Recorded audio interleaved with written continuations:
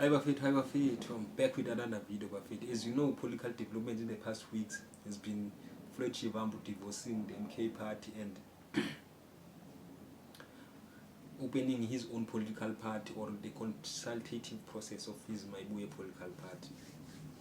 So this opinion is written by Prof. Sipo Siep. It says, MKP Shivambu tussle signs of a deeper conflict. Reactions to and commentary on Floyd Shivambu's press conference have come fast and furious from many quarters. This is understandable. Firstly, Floyd Shivambu is no ordinary politician. He was part of the formidable leadership of the ANC Youth League led by Julius Malema. The two were pivotal in the formation of the EFF, its policy framework and its electoral appeal. Nisungulile na iniga structure. Shivambu's political shift to the Umkhonto Wesizwe party after the 2024 national election caused a stir. His position as a Secretary General placed him at the heart of the new party, and everyone was against that outside, except people who support the MK party. We want him, that day, Baba. Even Julius Malema want him. Everyone want him. As a person of considerable stature in all of these political parties with ready access to confidential decision-making and information, he was regarded as a trusted comrade. As a result, many were shocked by his revelations about financial irregularities at MK and the insults held at members of MKP, EFF and the ANC. Shivambu could well have caused damage not only to the MKP but to his standing. Time will tell. I will see, but we will see. It is also conceivable that had Floyd been included in the MKP parliamentary list, the presser would not have seen the light of day in that case. Shivambu's gambit would be a case of someone throwing a tantrum after not getting his way. His political gambit is an opportunistic spin of a disgruntled politician who places his ambitions above that of the party. In expressing his frustrations with the MKP, Shivambu took the nuclear option. In a country marred with corruption, allegations of financial mismanagement are not to be taken lightly. Shivambu's gambit is a case of saying, if I am pushed, I will take the organization to where it cannot recover. He wants to go down with the MKP. He's angry then, probably angry at Jacob Zuma for recruiting from the EFF, promising him stability, stable position in the MK party. Now this chasing him out like nobody, like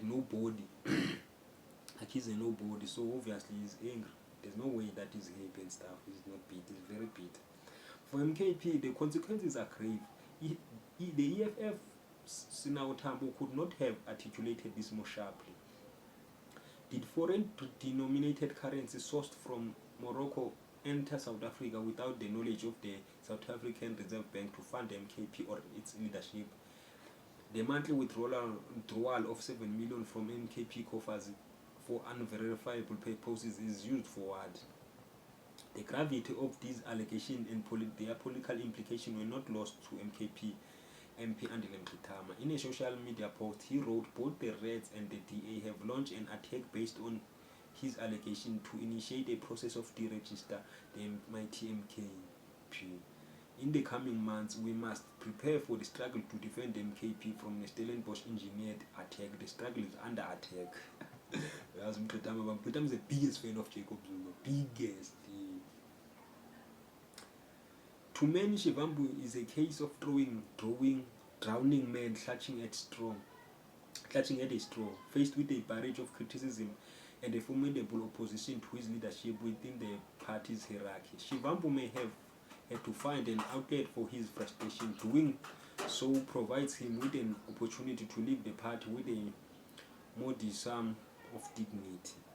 Others have argued that MKP's decision to renege on its promises to deploy Shivambu in Parliament was the last straw that broke the camel's back.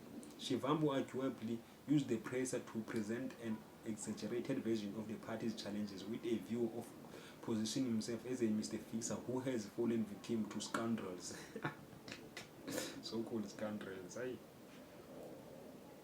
Strip of all the type recent Strip off all the hype. Recent developments in the MKP carry lessons for political parties, organization and leaders. Organizations are fundamentally imperfect. They are comprised of imperfect individuals. Imperfections manifest themselves in various forms. These include the inability to manage individual ambition, personal jealousies, differences of personal and political nature. Robust organizations survive these. Those who lack the immaturity to handle these subjective imperfections fall by the wayside. MKP risks doing the same as the Congress of the People. You know, COPE was formed in 2008 or so, but by 2014 they didn't register for people to vote for it. So MKP must be very careful. But the MKP is twice the size of the COPE when it was formed. Leaders play a critical role in the management of conflict. Disagreements and contestation are part of the parcel of any organization. When these are not resolved, they have a way of exploding. Escalation of disputes drives parties into mutual assured destruction, where no one wins and the hopes and the confidence of supporters are shaken. Shivambu MKP fits nearly into this scenario.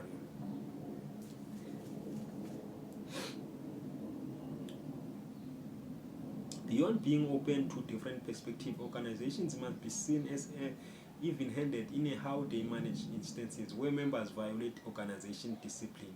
The notion of some are more equal than others is a road to nowhere. It may well be that MKP has failed in this regard.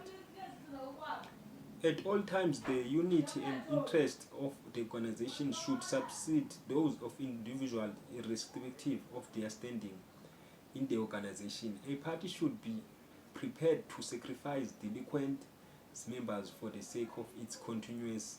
Individuals in parties should learn not to overestimate their importance. They need to work organizational. Not as superstars like Abu Floyd. Because Floyd came into MKP as a political superstar. We have instances of presidents and ministers who, upon assuming office, start believing that they are bigger than the very party that they capitulated them into office. They forget that their support is derived from their association with the party. This is also goes to misreading the sympathetic support one receives after being mistreated by one's own.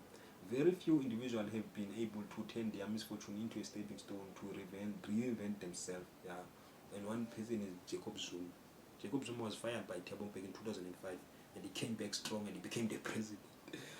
The formation of both the AFF and MKP come to mind. Malema and Zuma relied on their personal charm and political populism to relaunch themselves. Shivambu, even with a strong political acumen and ideology, has largely played second fiddle than being at the top. His latest utterings may have brought his character into question. Glenn Sungano Mpane said, if the NC is directionless, the EFF is a cult and MKP a gathering of gullible led by scoundrels, then what does that make the man who has sat on the table of all three, Judas Iscariot? If you dance with the